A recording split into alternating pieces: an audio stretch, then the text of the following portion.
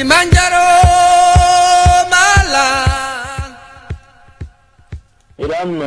Mesdemoiselles et Messieurs, bonsoir et bienvenue à cette édition Educato, une édition spéciale où nous recevons M. Sylvestre René, Hassan de FAC, qui est un psychologue. Alors, nous avons un thème particulier aujourd'hui que nous allons essayer d'ébaucher sur la table de discussion. Il s'agit d'un épineux problème, en l'occurrence la santé mentale. Mais cette fois, nous allons orienter ce phénomène, ce fléau, n'est-ce pas, dans le cadre des immigrants, n'est-ce pas, arrivés au Canada. Alors, je vais directement passer la parole à mon invité aujourd'hui. Alors, bonsoir, monsieur Assar Sylvestre.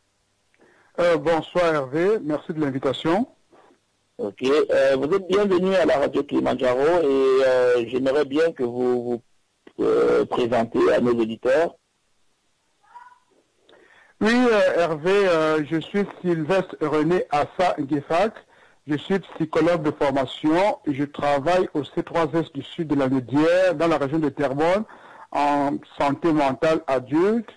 J'ai par le passé travaillé auprès des personnes atteintes de troubles mentaux graves et auprès des femmes et des enfants victimes d'abus sexuels. Donc, brièvement, retenez que je suis psychologue, membre de l'Ordre des psychologues du Québec. Merci pour cette présentation, monsieur Assa. Il pourra arriver lors de l'émission que je vous tutoie ou bien que je vous vois. Sachez qu'on n'a pas souvent le contrôle dessus, mais je parie que vous êtes assez modeste et qu'un tutoiement ou un vouvoiement, vous l'acceptez et puis nous allons continuer notre émission. Très bien, monsieur Hervé.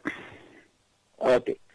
Alors, monsieur Assa, je suis en train de tomber sur un de vos documents qui m'a particulièrement frappé, à savoir, vous avez dans une de vos parutions faite en date de, je ne sais pas combien de temps ça fait, mais je crois que c'est assez récent, où vous êtes en train de soulever un épineux problème, n'est-ce pas, dont je parlais tout à l'heure. Je vois le titre qui est assez révélateur, c'est l'amélioration de la santé mentale des immigrants par l'accès à un emploi. Je lui dis que le mot santé mentale, je l'entends toujours dans le cadre des amis qui sont dans la médecine ou bien qui sont dans les soins infirmiers. Mais j'aimerais, n'est-ce pas, que vous nous apportez une définition et surtout de nous parler de l'impact de la santé mentale sur les enfants. Parce que vous savez que notre émission, c'est une émission purement éducative et on veut bien avoir l'impact de ce phénomène de santé mentale sur les enfants en âge scolaire. Oui, merci monsieur Hervé. Oui, c'est vrai que j'ai publié récemment un article qui est paru dans un journal communautaire que je ne vais pas citer. Le titre, c'est « L'amélioration de la santé mentale des immigrants par l'accès à un emploi stable ». Donc, dans ce titre, il y a plusieurs définitions que je vais donner. Il y a d'abord la définition de la santé mentale, que je vais définir d'abord par la santé en général. L'OMS définit la santé, l'OMS qui est l'Organisation mondiale de la santé, définit la santé elle-même comme un ensemble de facteurs qui contribuent à notre bien-être physique et mental et qui n'est pas seulement l'absence de maladie. La santé est un ensemble de faits qui contribuent à notre bien-être physique et mental et ne consiste pas seulement en l'absence de la maladie. Donc, voyez-vous que comment la santé elle-même se définit. Et si par ricochet, je tente de définir la santé mentale, on va donc comprendre que notre santé mentale, c'est d'abord l'absence de maladie mentale, et on entend par la maladie mentale tout phénomène pouvant affecter notre santé sur le plan social, sur le plan émotif et sur le plan cognitif. Qu'est-ce que je vais entendre par là? Tout problème, tout obstacle qui entrave notre bon fonctionnement social, affectif et cognitif peut être qualifié de maladie mentale. Et c'est très spécifique pour nous autres immigrants, M. Zambou. Pourquoi? Parce que dans nos sociétés, généralement, africaines, nous sommes originaires d'Afrique, ou pour ceux qui viennent de l'Asie ou bien du Moyen-Orient, généralement, le phénomène, le mot maladie mentale est très tabou et catégorisé à une certaine forme de maladie mentale qu'on qualifie généralement de troubles mentaux graves. Généralement, dans nos sociétés, quand on dit que quelqu'un est malade mental, on voit la folie, ce que nous appelons dans notre jargon la schizophrénie. Or, la maladie mentale ne peut pas se résumer seulement aux troubles mentaux graves. Il y a dans ce phénomène les affaires comme la dépression, et dans nos sociétés, lorsque quelqu'un est déprimé, on dit qu'il est faible. Pourtant, c'est un problème de santé mentale. Il y a le stress et l'anxiété au quotidien. Il y a les pertes de repères sociaux. Il y a l'échec à répétition. Il y a l'anxiété au quotidien. Dans notre société dans laquelle nous vivons, lorsque vous êtes soumis à un stress, que ce soit au travail, dans votre travail, vous êtes enseignant, M. Zambou, il vous arrive souvent, dans votre travail au quotidien, avec les enfants que vous rencontrez, vous êtes tellement pris avec certains élèves récalcitrants que vous rentrez le soir à la maison, vous êtes déprimé, vous êtes triste. En ce moment, on peut vous dire que votre santé mentale est affectée. Et ce qui est très clair, nous immigrants, nous devons apprendre à englober le thème de santé mentale ou de maladie mentale à tout ce qui entrave notre fonctionnement social, affectif ou cognitif. Ce qui peut être, comme je le disais tantôt, très différent pour toute personne venant d'Afrique qui associe généralement la maladie mentale à la folie, ce qui n'est pas le cas. Donc voilà une brève définition de la santé mentale. Par ailleurs, je parlais aussi de la santé mentale des immigrants. Donc vous savez que la société québécoise, la société canadienne est basée sur l'immigration. La croissance démographique est basée sur l'immigrant parce que le taux de natalité est l'un des plus faibles des pays développés. Or, avec l'arrivée massive des immigrants venant d'Asie, d'Afrique, d'Océanie et d'autres endroits, on se rend compte que cette population est confrontée à un ensemble de problèmes qui les empêchent de s'épanouir socialement, professionnellement. Et vous savez que l'immigration canadienne, l'immigration québécoise est basée, fondée sur l'expérience professionnelle, la diplomation, le taux, le degré, il faut avoir un diplôme universitaire pour pouvoir être éligible pour immigrer au Canada. Il faut avoir une certaine expérience professionnelle et il y a même des métiers que vous devez appartenir. Quelqu'un qui est historien ou bien philosophe ou bien je ne sais pas quoi, en termes de pointage, n'est pas très qualifié.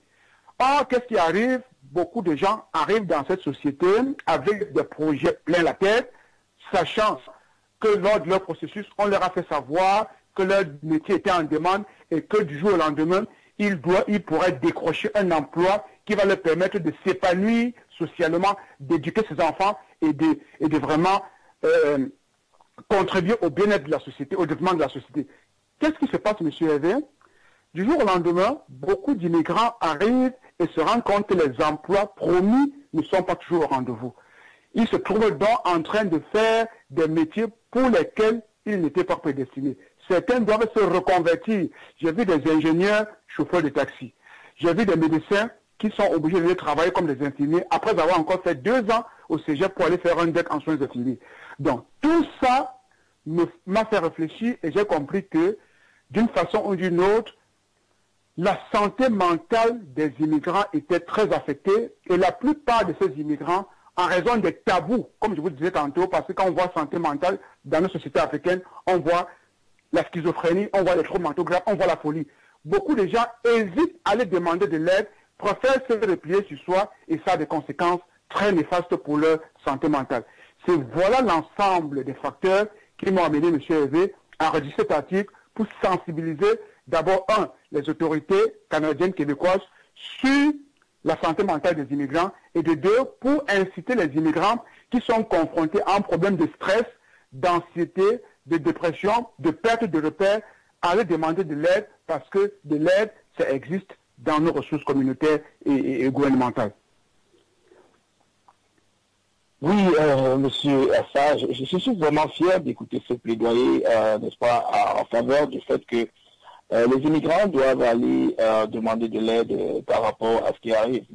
Mais ce que je voulais savoir sur mon point, c'est que vous m'avez plus ou moins donné une réponse. Ça veut dire qu'on se rend compte qu'il y a un impact très, très, très négatif ici sur je veux dire, l'épanouissement d'une famille qui arrive au Canada avec un gros niveau de diplomation et, n'est-ce pas, puisque vous avez parlé du niveau cognitif, n'est-ce pas, de ceux qui arrivent et que c'est vraiment un problème. Mais, alors, maintenant, comment on va faire?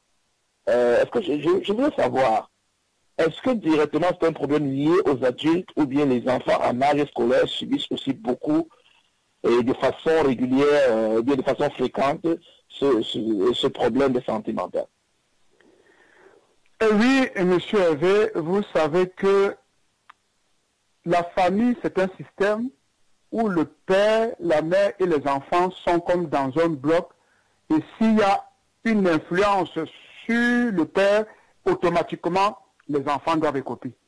Et je veux vous faire une révélation, du moins pas une révélation, quelque chose qui est clair. Vous êtes enseignant, vous le savez très bien. Monsieur Hervé, j'ai mon fils qui est en 4e année, primaire, tous les soirs. Et ça, c'est depuis qu'il a commencé l'école. Il faut que je m'asseye avec lui tous les soirs pour regarder c'est quoi ses devoirs. L'aider à faire ses devoirs. Travailler.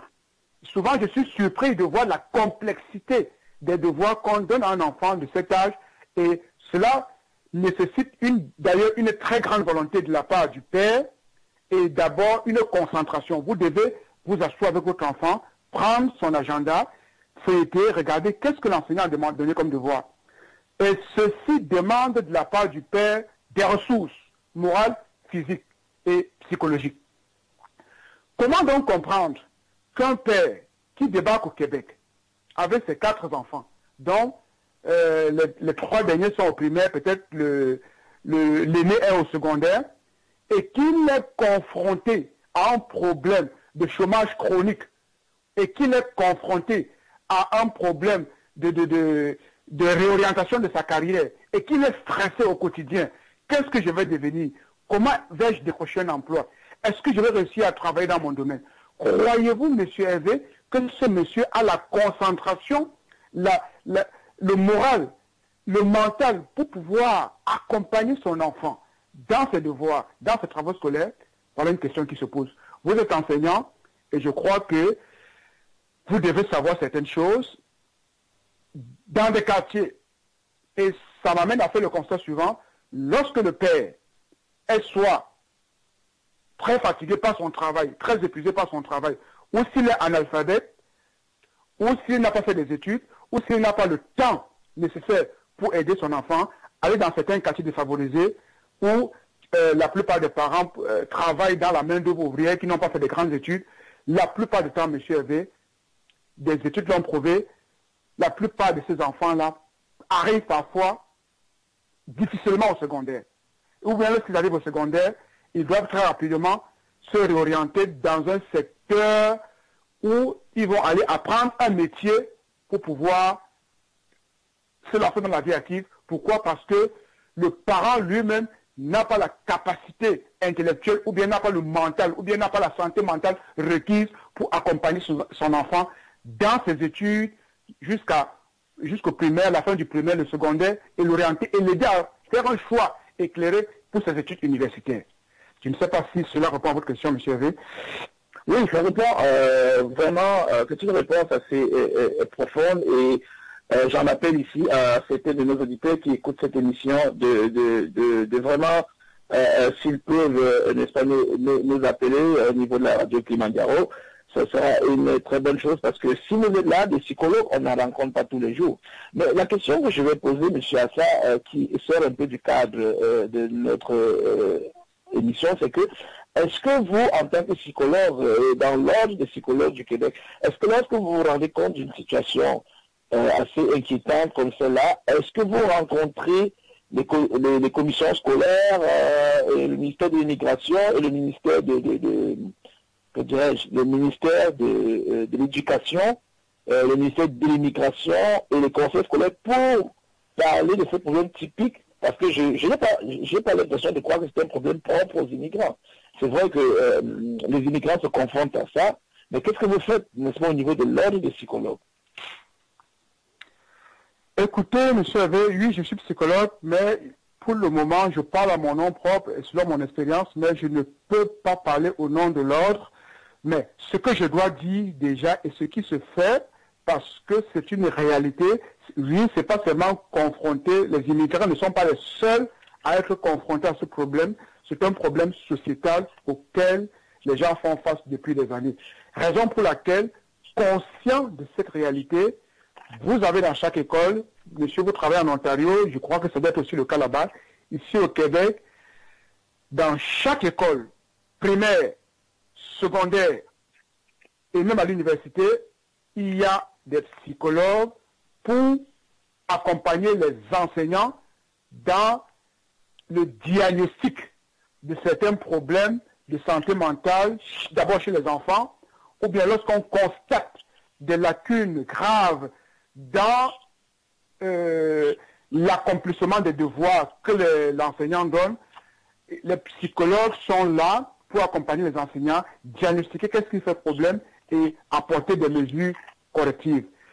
Parmi les mesures correctives qu'on apporte, il y a par exemple l'aide aux devoirs qu'on donne dans les écoles et qui est un service très populaire à Montréal.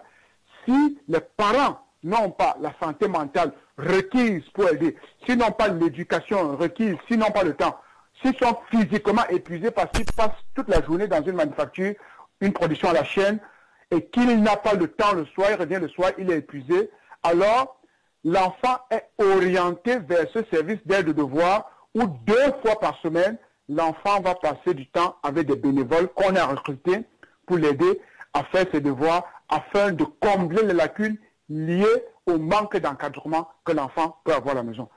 Donc ça, c'est une façon, je dirais, très concrète de trouver des correctifs à ce problème. Et beaucoup de parents même ne savent pas que ce service existe. Il faut toujours se renseigner avec l'enseignant à son école, à la direction, pour savoir est-ce que mon fils peut être inscrit à l'aide de devoir. Bon, les parents qui sont un peu plus nantis vont trouver des services qui sont aussi comme bénévoles, mais c'est un peu payant, où un moniteur, quelqu'un va passer à la maison 1 à 2 fois par semaine, aider l'enfant à faire ses devoirs. Et en ce moment, concernant une certaine rémunération, ce moniteur va être rémunéré et l'organisme qu'il emploie va compléter la rémunération que le parent donne. Donc, voilà autant de petits moyens que les écoles, les commissions scolaires mettent en place pour contrer un peu ce facteur, le manque d'encadrement qui peut être lié à un problème d'exclusion des parents, qui peut être lié à un problème de santé mentale des parents, ou bien qui peut être lié tout simplement à un problème de santé physique. Donc, je ne sais pas si je réponds à votre question, monsieur. Oui, dans ce que vous me dites, je tire beaucoup d'éléments de réponse, mais en même temps, j'ai toujours un mais, parce que, avec mon expérience d'enseignant, je me rends compte que dans les écoles, que ce soit en Ontario, au Québec, les écoles sont pleines d'enfants d'immigrants. Peut-être même parfois, il y a des écoles dont 80% des effectifs sont des immigrants. Ben, ce que je me rends compte aussi, c'est que lorsqu'il y a des soirées curriculum, comme on l'appelle dans le jargon pédagogique, ce sont ces mêmes parents qui ne sont pas là. Est-ce que quelque part, monsieur Assa, vous ne trouvez pas que les parents des immigrants aussi ne vont pas vers le système? Parce que ce qui est clair, on accuse le fait qu'on est venu avec des rêves qui se sont transformés en utopie. Mais en même temps, lorsque des aides, des informations aussi importantes sont données lors de ces curriculum ou bien lors des convocations des parents, les parents des migrants ne viennent pas. J'ai été dans un établissement secondaire quand je suis arrivé en Ontario, où lors de ces curriculum, c'est à peine si on voyait des parents d'immigrants dans la salle, alors que les élèves que nous avions et que nous taxions d'élèves à problème était plus majoritaire. Mais le jour de la rencontre des parents, ça peut être dû à quoi? Est-ce que c'est juste toujours ce problème de santé mentale ou bien est-ce qu'il n'y a pas un problème je ne sais pas comment je vais appeler ça, de nonchalance au niveau de la communauté elle-même. Oui, ça peut être dû à plusieurs facteurs. On peut mettre sur le constat que vous faites, M. Hervé, plusieurs facteurs. Il peut y avoir le facteur de santé mentale dont on parlait tantôt. Le parent arrive, il est extrêmement stressé parce qu'il se rend compte que toutes les promesses qui lui ont été faites lorsqu'il faisait constituer ses dossiers d'immigration ne sont pas tenues et il est un peu démoralisé. Et puis, ça peut être aussi dû au fait que, bien que diplômé universitaire, il se retrouve à occuper un emploi dit de seconde zone qui n'est pas dans son domaine, qui l'épuise physiquement. Ça peut être aussi purement culturel. Vous savez, M. Zambou, beaucoup d'immigrants, que ce soit du Maghreb, d'Afrique aussi, du Sahara et même d'Asie, viennent des pays où généralement les enfants à l'école sont un peu livrés à eux-mêmes, où il n'y a pas de séance d'information, les réunions des parents d'élèves, comme on le dit, où on le tient pour donner des explications du chemin à suivre, ne sont jamais tenues. Et les gens transposent ce phénomène culturel qu'ils ont vécu dans leur pays, dans leur société d'accueil, tout en ignorant que le fait de ne pas aller à une rencontre est très préjudiciable pour l'année scolaire de leur fils parce qu'il manque des informations qui pourraient leur être utiles pour le bon développement, pour le développement harmonieux de leur enfant. Donc, il y a tout un travail à faire.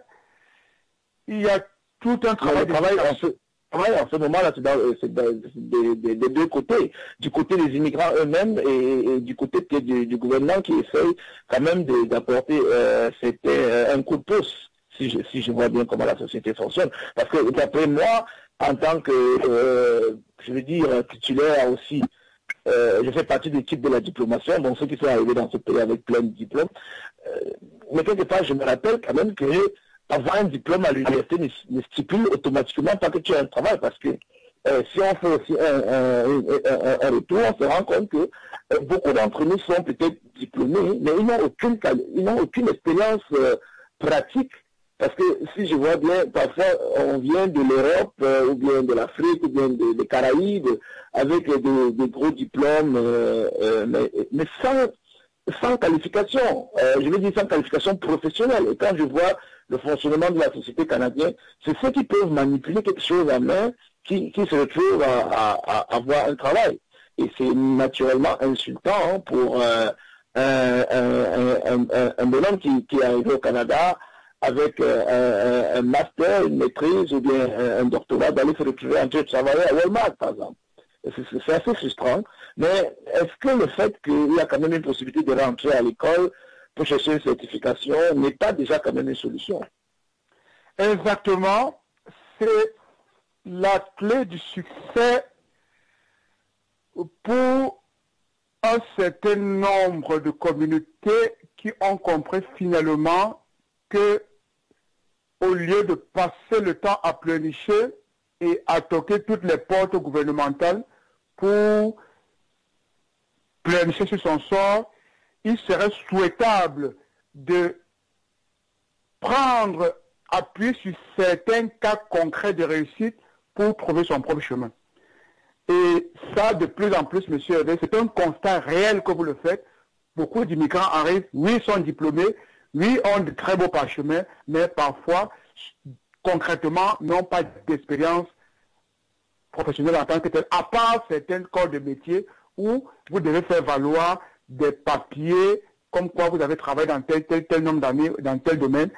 Mais beaucoup de gens arrivent avec des diplômes mais n'ont pas d'expérience. Et au lieu, d'après moi, et c'est le constat qui se fait de plus dans beaucoup de communautés, certains gens comprennent que en prenant une ou 2 années de recyclage, que ce soit au niveau universitaire ou au niveau professionnel, des gens gagneraient plus en temps et en argent que de vouloir absolument, par tous les moyens, intégrer le marché du travail lorsque les ordres professionnels vous ferment la porte, lorsque d'ailleurs le ministère de l'immigration et des communautés culturelles ne vous reconnaît pas le plein potentiel de vos diplômes, vous allez déposer vos équivalences, peut-être vous avez une maîtrise, on va vous reconnaître au niveau du bac québécois, du bac. Donc, voyez-vous, ça me fait croire qu'il y a un travail de sensibilisation et que les personnes qui ont réussi à trouver leur chemin en se recyclant à l'université, à l'école, doivent parrainer les nouveaux arrivants et leur expliquer comment le système marche pour qu'ils puissent aller se recycler et se retrouver sur le marché de l'emploi au lieu de passer le temps dans des salles, dans les bureaux des fonctionnaires ou bien dans les séances d'information à critiquer le système et à croire que la société est pourrie. Donc c'est un peu ça et je crois qu'il faut continuer de travailler, sensibiliser la communauté pour que les gens comprennent cette réalité de la société canadienne, de la société québécoise. Ok, c'est vous bien dit que monsieur, vous êtes en train de donner un conseil ici aux membres de la communauté, n'est-ce pas, aux immigrants qui arrivent, de ne pas rester de bons rêveurs, puisque dans votre brochure, dans votre document que vous avez sorti, je vois bien cette phrase qui m'intéresse bien. Là, vous avez dit que la croyance est renforcée par le fait que dans le classement de l'OCDE, le Canada a longtemps occupé le premier rang quant au pays qui offre une meilleure qualité de vie.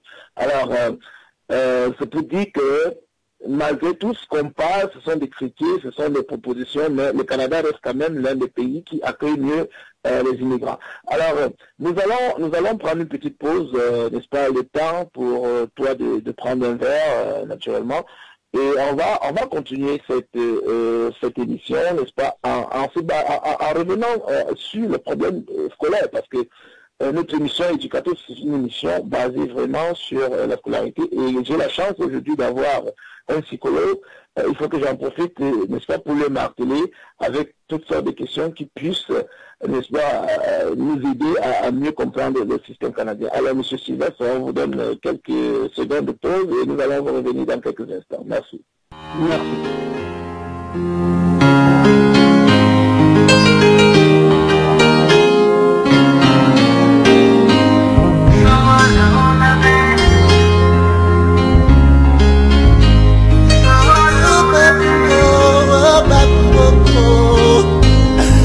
Oh mon Dieu, mon roi, mon sauveur, papa, ne m'abandonne pas. Une fois de plus me voici devant toi.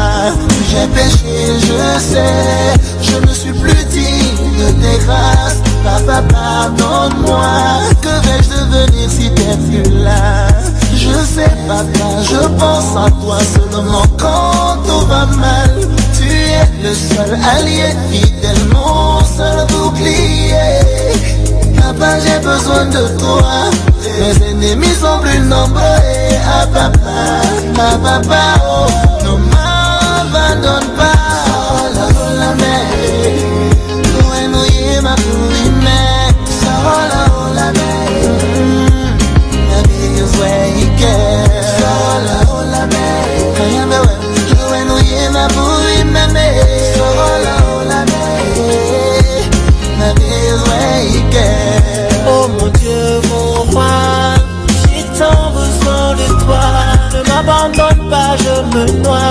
Les tentations m'oppressent sans arrêt. Très souvent j'ai douté, menti. Me voici à genoux, demandons pardon. Papa, sauve-moi des hommes qui hantent ma vie. Yabé konango, yabé bonbon, malon de l'ouest. Yaba watanumbi, yaba wangale kena imaya.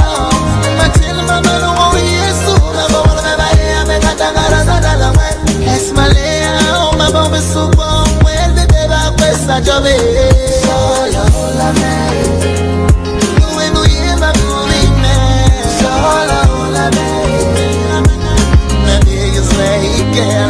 Solo la mer, no yame, no yema, no yema, solo la mer.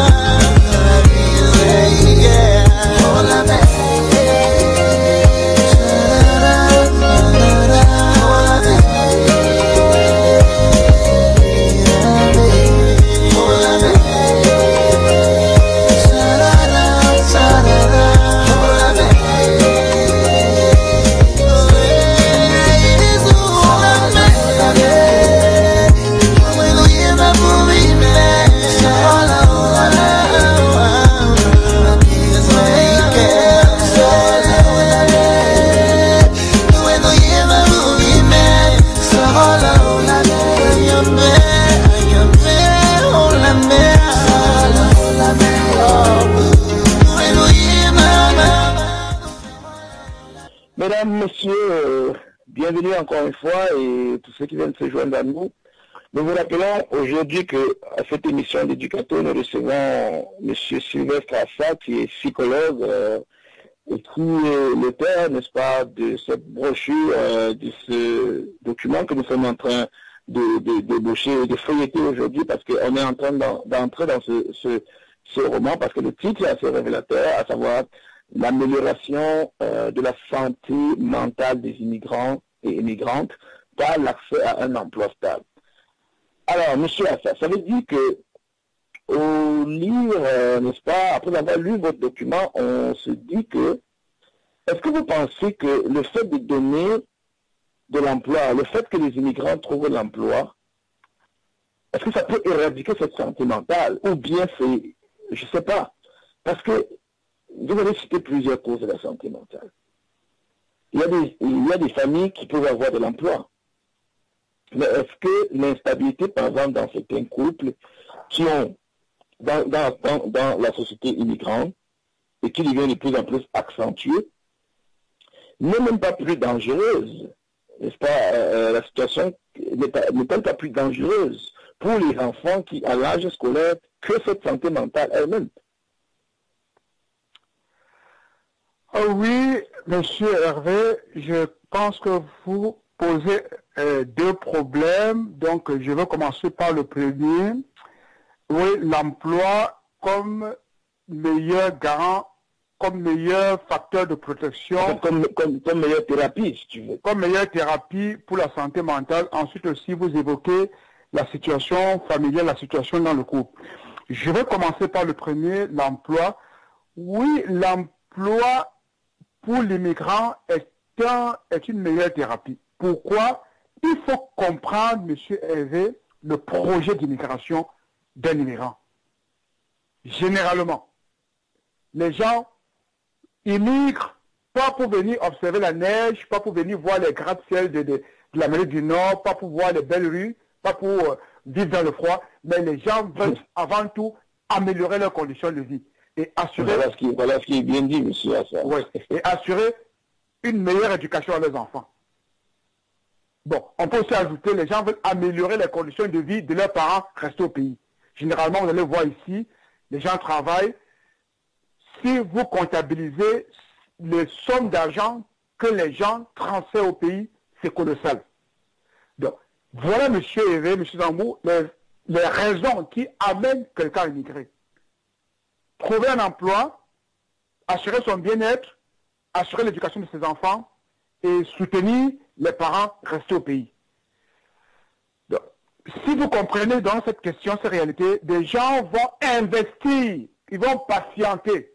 Pour ceux qui immigrent, les Africains qui immigrent à partir de l'Europe, la situation est un peu moindre, mais ceux qui constituent le dossier à partir de l'Afrique, avec les salaires que vous connaissez là-bas, avec la famille, vous savez, en Afrique, un seul salaire peut nourrir des vingtaines de personnes.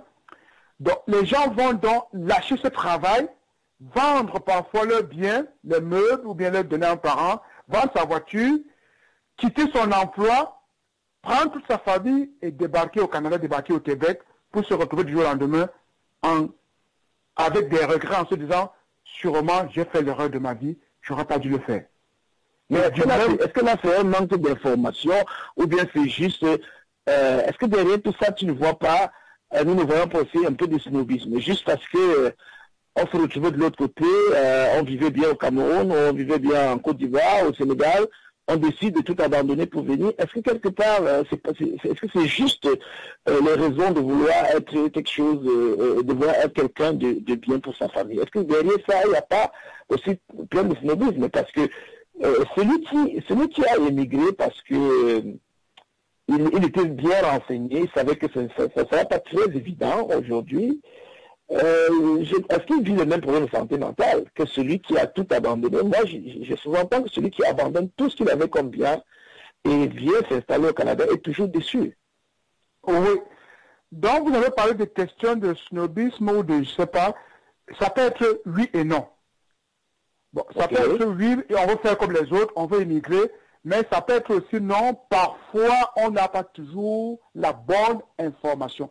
J'ai vu des gens qui débarquaient au Canada en se disant que on devait leur donner une maison, on pouvait leur donner un salaire même s'ils ne travaillent pas, on pouvait leur donner, je ne sais pas quoi. Il y avait de ces informations. Je lui ai demandé, mais où vous tirez ces informations? Il me dit, non, c'est ce qu'on lui a dit. Donc, voyez-vous, M. Even, tu avais de telles informations, quelqu'un qui débarque et qui se trouve au lendemain, dos au mur, a des graves problèmes de santé mentale, que je peux dire entre autres la dépression, l'anxiété chronique, parce qu'il y a des gens qui font une anxiété, le repli sur soi, le sentiment d'échec qui l'anime. Donc, voilà autant de facteurs. Bon. Dans le volet de la question qu'on m'a posée, vous avez aussi demandé si la famille, je ne sais pas comment vous avez encore formulé la question, si la famille... Le fait que ici, beaucoup de couples viennent se déchirer au Canada, donc il y a beaucoup de séparations dues au fait que dans la famille, peut-être à cause, même quand les parents travaillent, on arrive à voir comment les parents se séparent. Est-ce que c'est, je dis, et la conséquence directe, c'est ce problème de santé mentale qu'on voit particulièrement chez certains hommes ou chez certaines femmes, où la loi canadienne vient de se mêler, parfois à tort ou à raison. Et nous vivons dans un pays, on doit vivre selon la loi de ce pays. Mais dans tous les cas, il y a toujours un qui est lésé. Et est-ce que c'est pas ce genre de choses qui viennent aussi accentuer ce problème Tout à fait, monsieur Zambo, tout à fait. Vous m'avez dit qu'il y a de toutes les façons, il y a un qui est lésé. Il n'y a pas un seul qui est lésé, il y a les deux qui sont lésés. Parce que les enfants, bien sûr. Les enfants, il y a même les trois. Si je prends le père, la mère et les enfants, tout le monde sont perdants, énormément perdants.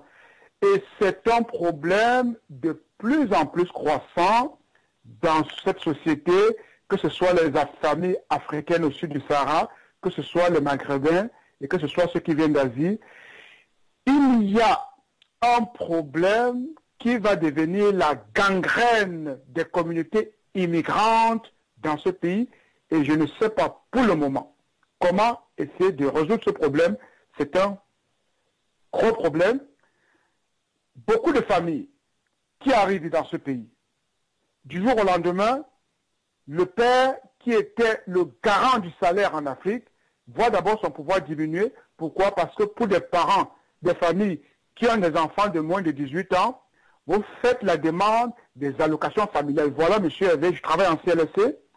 J'ai vu des familles haïtiennes, des familles de maghrébines se disloquer. Pourquoi? Parce que la femme qui percevait le chèque d'allocation de 3 ou 4 enfants que le gouvernement donnait comme une propriété personnelle. Et le père qui, dans sa société d'origine, dans sa culture, dans ses traditions, dans ses valeurs, avait cru qu'il avait un droit de regard sur le salaire qui rentrait, sur cette somme, se trouve démuni.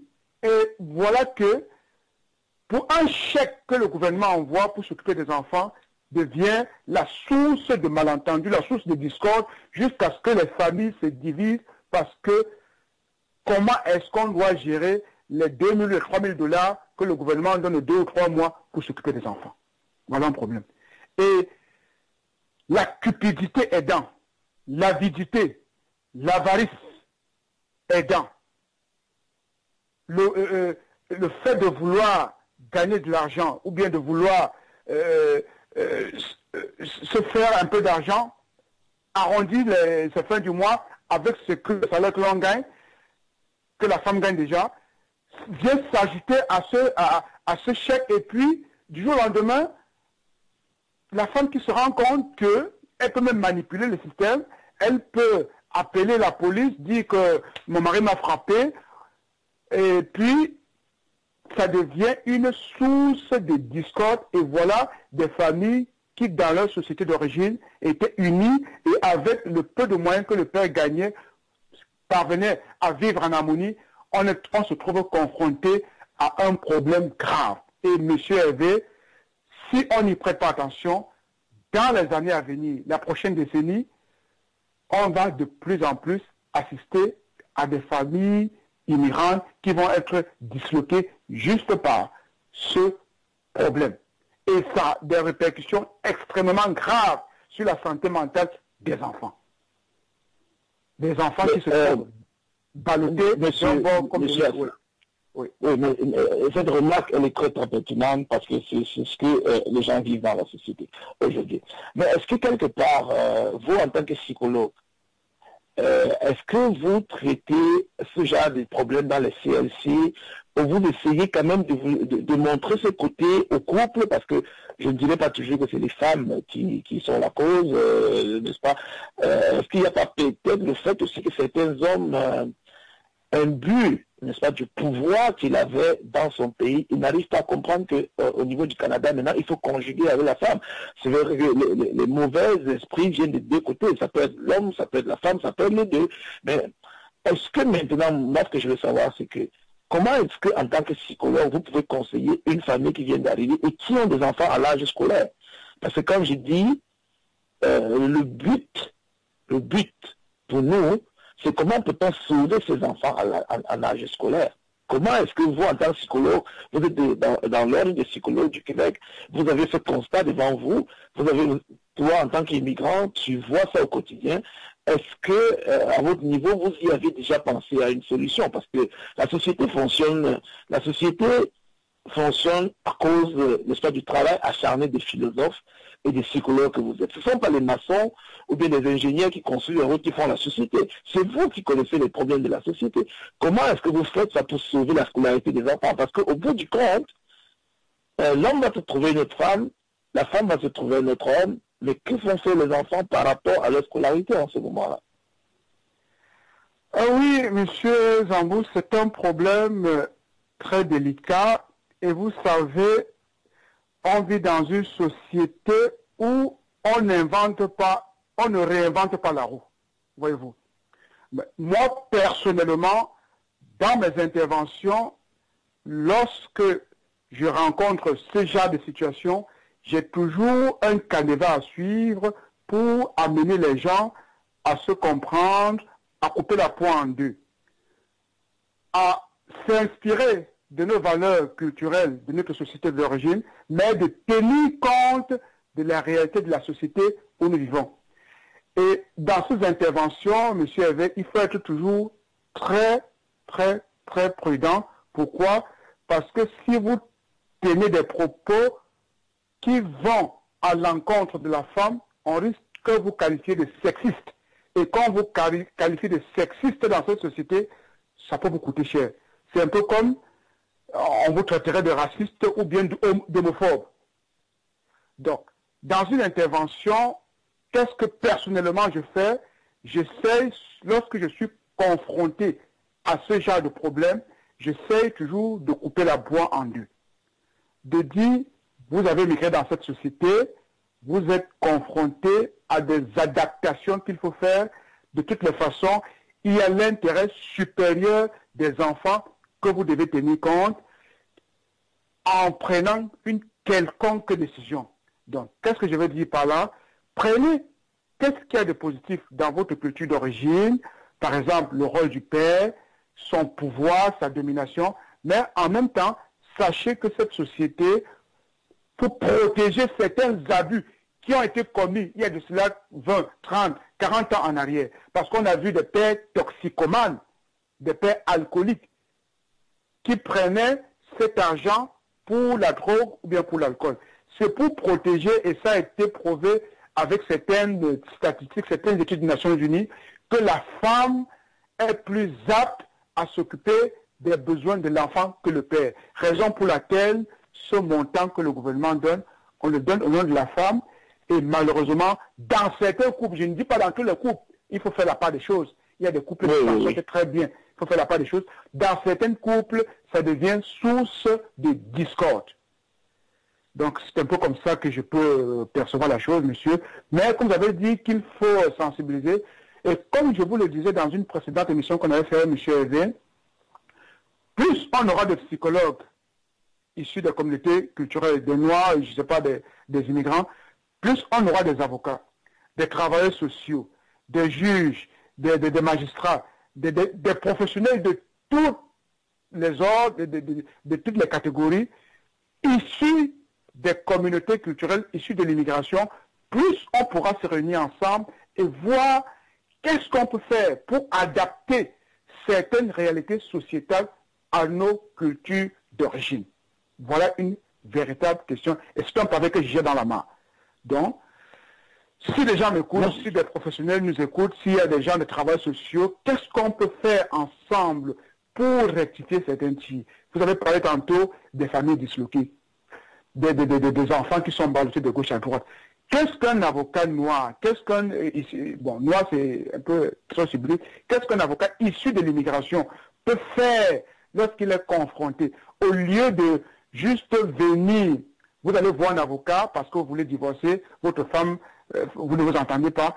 Au lieu de vous encourager dans cette démarche, je pense que logiquement, cet avocat pourrait tenter une médiation, voir comment, se basant sur nos valeurs culturelles d'origine et sur les valeurs québécoises, qu'est-ce qu'on peut faire pour sauver les nôtres et pour donner une chance à ce couple de se réadapter par rapport à la réalité sociétale propre à notre milieu de vie? Voilà une question que je pose. Merci, merci M. Assa. Et comme je le disais tout à l'heure, c'est une émission qui nous tient à cœur. C'est une émission que nous aurons toujours à vous faire écouter, mesdames, mesdemoiselles, messieurs, parce que Éducato, c'est une émission, n'est-ce pas, qui tourne autour de l'enseignement. Et nous avons aujourd'hui affaire à un psychologue. Vous savez, sans morale, on ne peut même pas étudier. Mais ce que je voulais savoir, monsieur Assa, vous êtes psychologue, et je voulais bien savoir, vous avez parlé d'un problème on manque dans la communauté des avocats, des travailleurs sociaux, n'est-ce pas, je veux dire, des bons conseillers avec l'argument intellectuel, les le matériel pédagogique, je ne dirais pas pédagogique ici, mais le matériel qui permettrait à conseiller des couples, des jeunes couples, des immigrants qui viennent d'arriver. Mais en même temps, ça m'amène à regarder un problème d'orientation scolaire. C'est-à-dire, vous êtes donc ici en train d'encourager les parents à inscrire leurs enfants dans des filières sociales. Alors, parce que c'est un problème aussi que nous avons au niveau de Toronto, parce que j'ai discuté avec des amis dernièrement qui disaient, nous faisons beaucoup d'erreurs dans cette communauté. Nous voulons toujours que les enfants fassent ce que nous avons fait. Et il y a des domaines pointus comme le domaine social, le droit, l'économie, où on n'a pas toujours l'habitude d'orienter nos enfants. Et on a toujours cette vieille tendance à croire que celui qui est littéraire est faible. Donc, si je comprends bien, M. Assa est ici en train de nous encourager, chers parents, à inscrire nos enfants dans les filières sociales. Mais en même temps, M. Assa, quelles sont les statistiques d'emploi dans ce domaine? Si vous pouvez nous éclaircir, parce que le seul fait de dire qu'on aimerait bien avoir des enfants dans ce domaine, est-ce que c'est facile pour ces enfants, après leur formation, de trouver un emploi? Oui, M. Zambou, je n'ai pas de statistiques réelles, mais qu'est-ce que je peux vous affirmer au risque de me tromper? Généralement, avec un diplôme universitaire, je dis bien, un bac dans cette société, on a déjà au moins 80 à 90% de chances de se placer professionnellement. Ce qui n'est pas toujours le cas dans nos sociétés d'origine. Monsieur Hervé, j'ai travaillé pendant 1 an auprès, c'est ce qu'on appelle généralement le programme d'aide aux employés, où je tenais moi-même mes propres statistiques. Le programme d'aide aux employés, c'est un programme d'aide psychologique dédié au monde professionnel, où je recevais chaque jour des enseignants, des gens venant du milieu professionnel, Hydro-Québec, Sûreté du Québec, de la police, où je recevais au quotidien ce genre. Et le constat que j'ai fait est le suivant, M. Hervé. La plupart des travailleurs qui ont bâti le Québec qu'on vit aujourd'hui, la société dans laquelle nous vivons, la plupart des fonctionnaires, si je peux m'exprimer comme ça, qui ont travaillé à Post Canada, Hydro-Québec, Sûreté du Québec, à la police, les enseignants au primaire, ou bien, je ne sais pas, la plupart des fonctionnaires qui ont bâti le Québec moderne, ce sont des cégepiens. Et la plupart de ces cégepiens, aujourd'hui, sont en train d'aller à la retraite. Et lorsque, dans mes statistiques personnelles que je tenais, lorsque j'avais affaire à quelqu'un qui avait un bac ou une maîtrise, son salaire était au-delà de 100 000 $ l'année. Donc, qu'est-ce que je veux dire par là? Ce n'est pas une vérité scientifique. Ce que je veux vous dire, ce ne sont pas des statistiques officielles, mais c'est mon constat personnel lorsque je travaillais dans le programme de nos employés. Donc, ce qui me fait croire, M. Hervé, l'essentiel n'est pas de croire que d'envoyer son enfant dans une filière sociale en littérature, c'est peut-être même perdu pour lui, mais l'essentiel, sensibilisez-le, encouragez-le d'avoir au moins un bac ou une maîtrise. Vous allez constater, au bout de la ligne, qu'il va occuper un emploi stimulant et valorisant du point de vue du salaire. En tout cas, c'est mon constat personnel et je reste convaincu que c'est quelque chose qui est possible et réalisable. Intéressant cette assertion et cette proposition, n'est-ce pas, que nous venons d'écouter de la part de M. Sylvestre Assa. Je rappelle à nos invités que nous pouvons répondre naturellement au 001 716 218 89 41 et vous allez simplement aller aussi sur le site internet de notre radio www.kilimanjaroradio.com.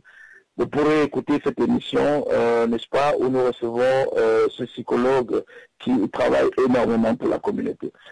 Alors, Monsieur Assa, on va, n'est-ce pas, prendre une dernière grosse question ici qui voudrait bien m'intéresser.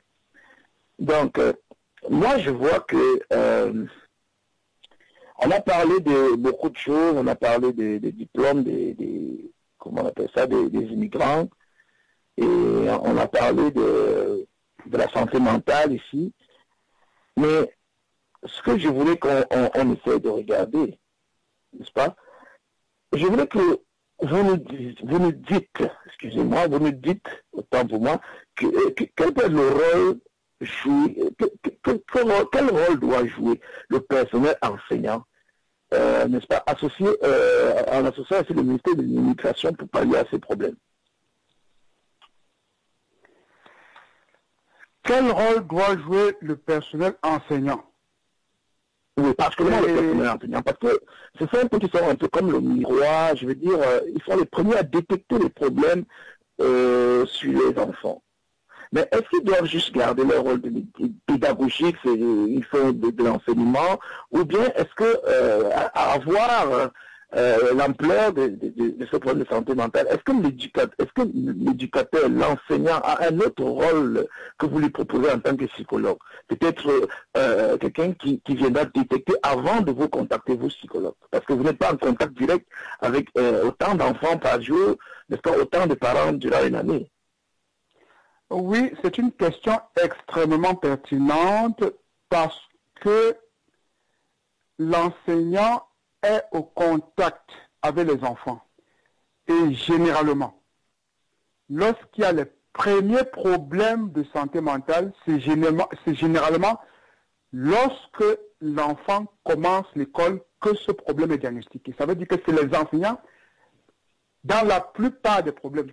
Si je prends par exemple certains problèmes auxquels vous devez être confronté en tant qu'enseignant, M. Zambou, la dyslexie, la dyscalculie, la dysorthographie, les problèmes de lecture, le problème de TDAH, ce qui est le déficit, le trouble de d'attention avec ou sans hyperactivité, le problème de stress infantile, l'anxiété infantile, le problème d'autisme, le trouble du spectre autistique. Tous ces problèmes, c'est des diagnostics qui sont, dans la plupart des cas, difficiles à diagnostiquer ou à détecter dans un contexte qui n'est pas en classe. Par exemple, à la maison. La plupart des problèmes liés au développement scolaire, la plupart des problèmes de santé mentale qui entravent le développement scolaire des enfants sont la plupart du temps d'abord diagnostiqués par les enseignants. c'est vrai, les enseignants ne sont pas des psychologues, oui, mais dans un premier temps, il va prendre les cahiers des enfants, commencer à faire la correction des devoirs, et puis se rendre compte que, oups, il y a quelque chose qui ne marche pas.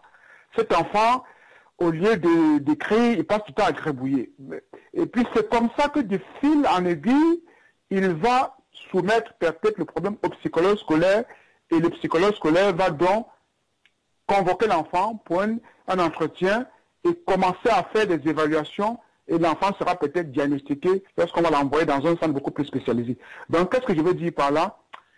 L'enseignant est d'abord à la base du diagnostic de la plupart des problèmes de santé mentale liés aux enfants. Et de plus en plus, les psychologues, nous, à l'aide de psychologues encourage ça, on offre des formations aux enseignants. Ça se fait déjà ici, au Québec. On offre, c'est quand même un processus qui est long. Certains enseignants, surtout à l'éducation des adultes, où c'est très problématique, on offre une formation en santé mentale aux enseignants pour être en mesure de vite comprendre et de vite diagnostiquer des problèmes qui peuvent entraver de façon grave la carrière, le cursus de l'enfant. Donc, je ne sais pas si j'ai répondu à votre question, M. Hervé. Oui, vous nous avez donné des éléments de réponse assez pertinents ici. Je dirais qu'en Ontario, où j'exerce, je dirais que sur le plan des maladies dont vous venez de faire allusion, l'autisme, la dyslexie, la dysphasie, la dyspraxie, tous ces mots avec dyscalculie, tout ça, les enseignants sont assez comment dirais-je, sont assez sensibilisés et ils font même partie parfois du conseil d'identification, n'est-ce pas, pour établir ce qu'ils appellent ici les programmes d'enseignement individualisés pour nos enfants au niveau de l'Ontario. Mais justement, en parlant de ce problème, ça a une autre dimension culturelle que peut-être on pourra revoir une autre fois. C'est le fait que beaucoup d'immigrants parfois n'acceptent pas les résultats de certaines analyses, de certains spécialistes en orthophonie par exemple, qui viennent essayer de regarder la situation de l'enfant.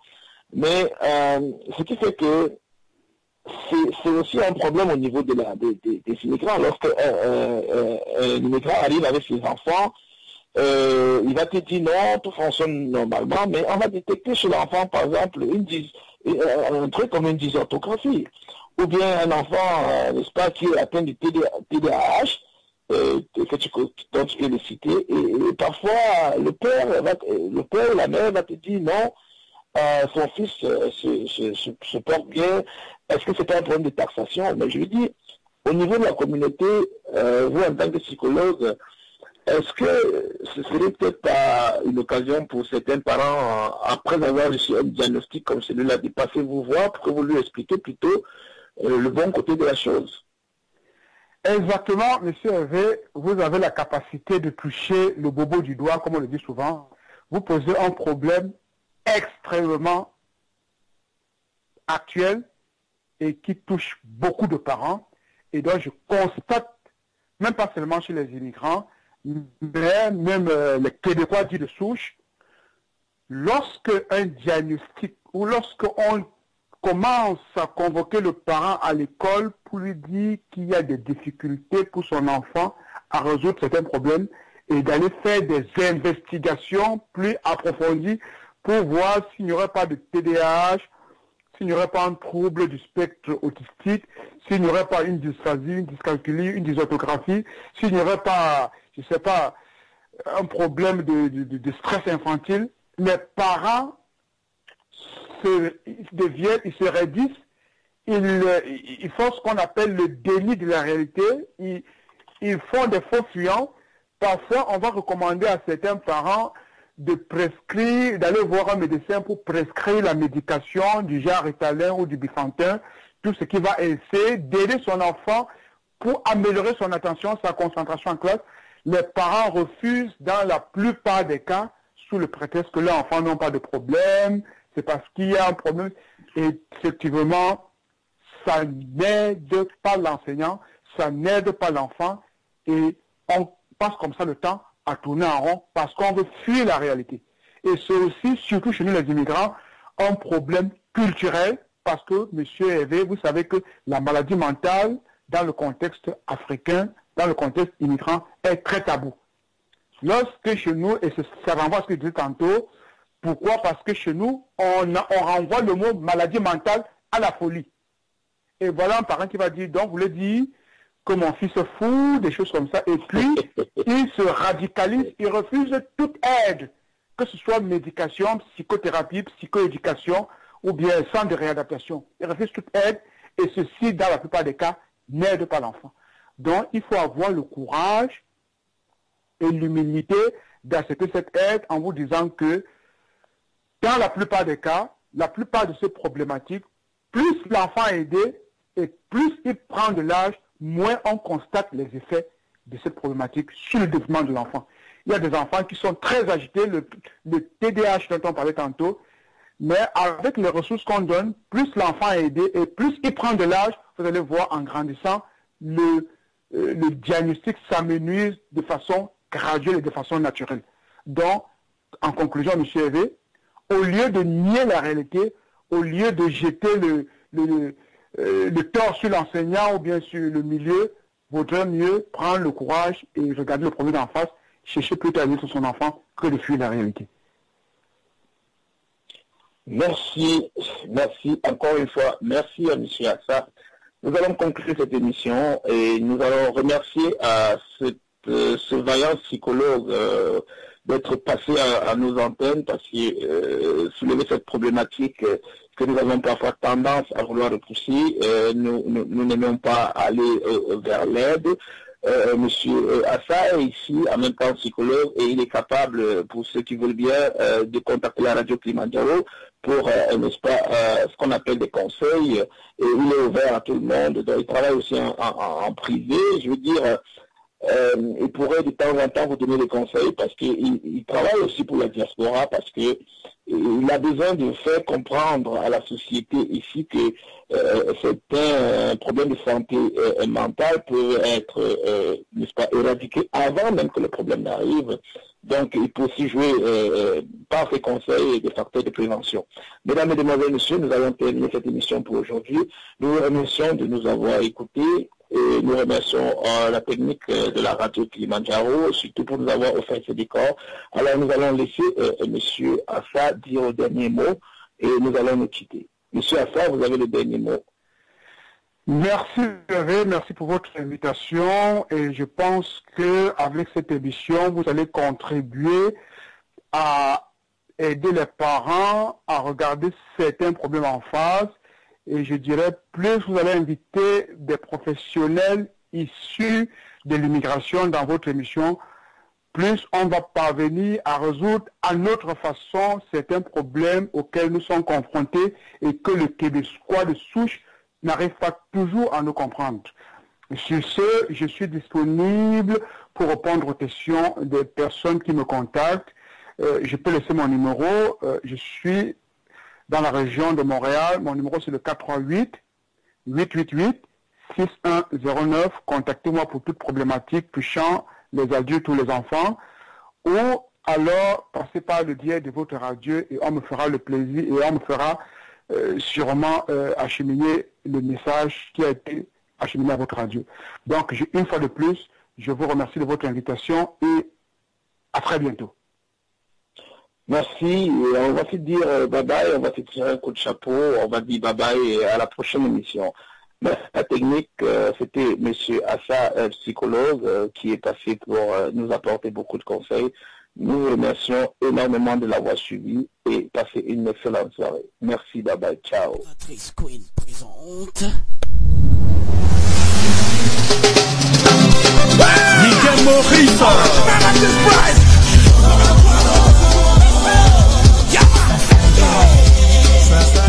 La nuit du glamour, deuxième édition et le bal des filles le samedi 18 octobre 2014 à 1 Leslie Road, Toronto. Une affaire de tapis rouge, champagne, caviar.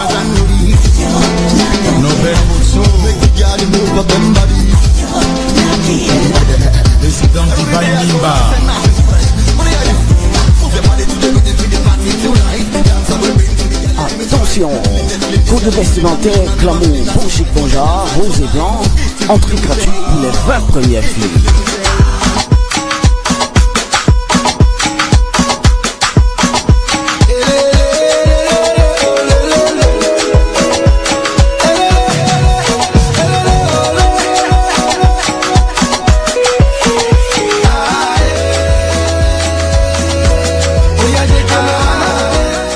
Réservez vos tickets au 647 774 0675 et au 647 825 1694 30 $.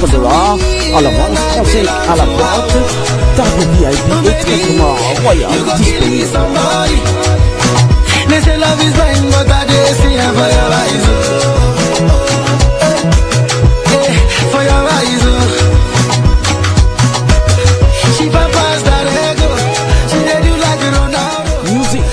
DJ Meps en direct de Montréal, présentation Christophe le Yo-Yo Jam. Samedi soir, ouais, c'est le week-end, on va gazer, ça va chanter. Chantal Oboji. Do not miss the second edition of the Glamorous Light and Girls Ball, a red carpet cigar champagne affair at 1 Leslie Road in Toronto on October 18, 2004.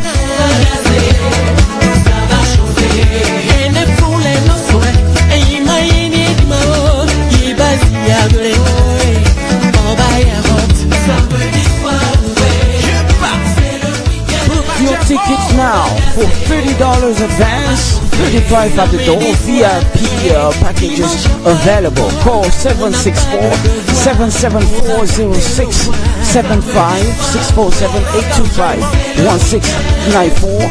Free entry for the first 20 girls.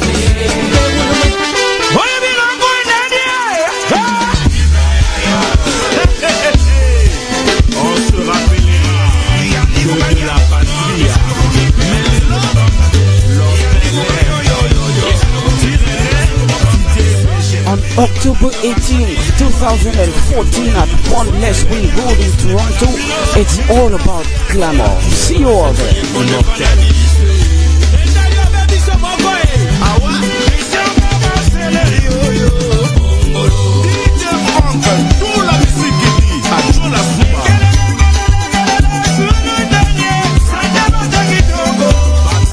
Yeah.